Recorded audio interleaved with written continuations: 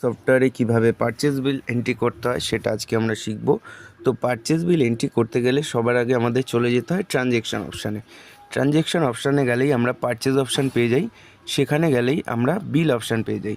বিলে গিয়ে এন্টার করলে আমাদের পারচেজ বিল অপশান চালু হয়ে যায়। এখানে আসলে আমার প্রথমে আসে হচ্ছে ডেট দেওয়ার অপশান। ডেট দেওয়ার পরে আমার চলে আসে লেজার উইন্ডো।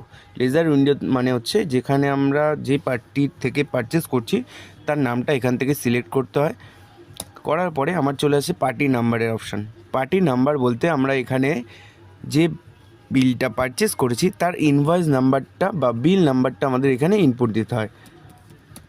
নেক্সট আসে হচ্ছে আমার বিলিং ডেট, যে ডেটে আমি বিলিংটা পারচেস করেছি সেই বিলিং ডেটটা এখানে দিলে নেক্সট চলে আসে আমার হচ্ছে পারচেস প্রোডাক্টের নাম এন্ট্রি করার জায়গা।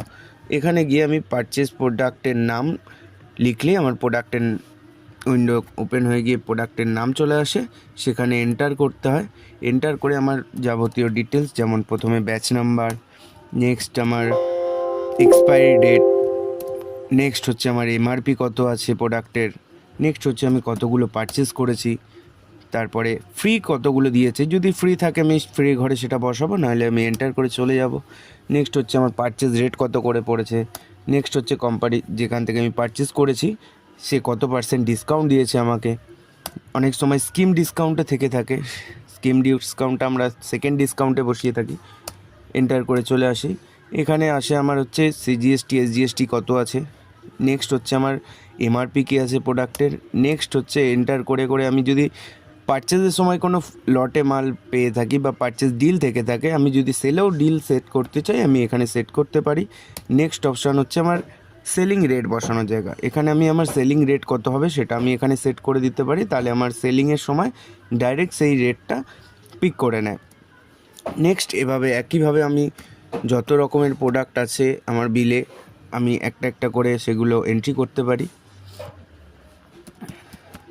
ব্যাচ দিলাম, এক্সপায়ারি দিলাম,